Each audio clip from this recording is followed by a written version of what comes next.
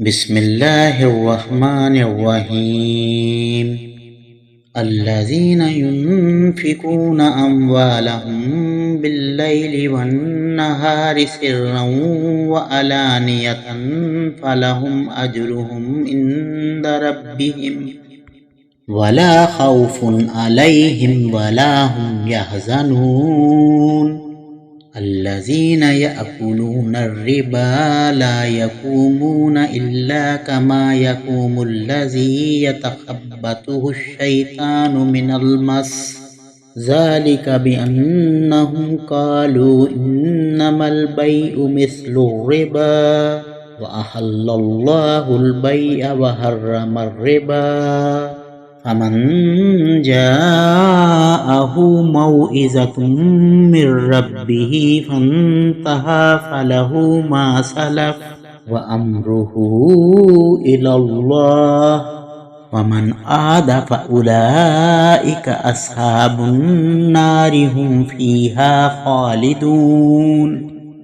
يمحق الله الربا ويربي الصدقات والله لا يحب كل كفار أثيم إن الذين آمنوا وعملوا الصالحات وأقاموا الصلاة وآتوا الزكاة لهم أجرهم عند ربهم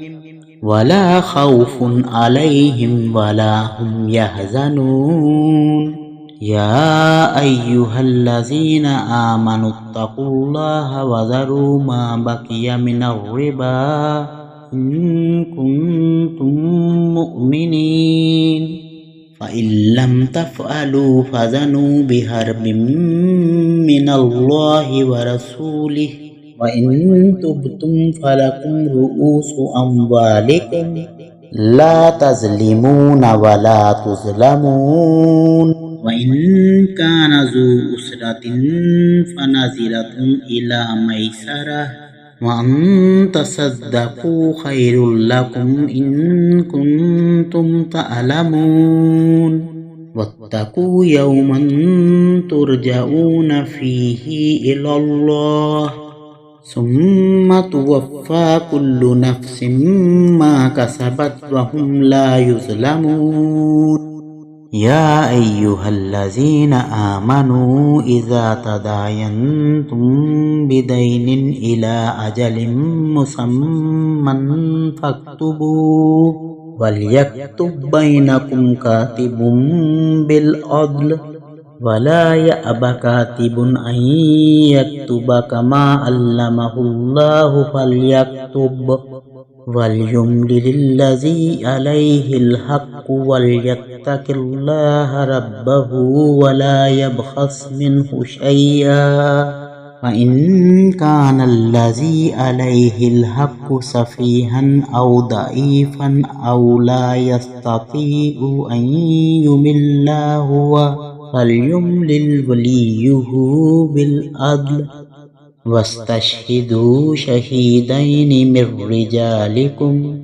فإن لم يكونا رجلين فرجل وامرأتان ممن ترضون من الشهداء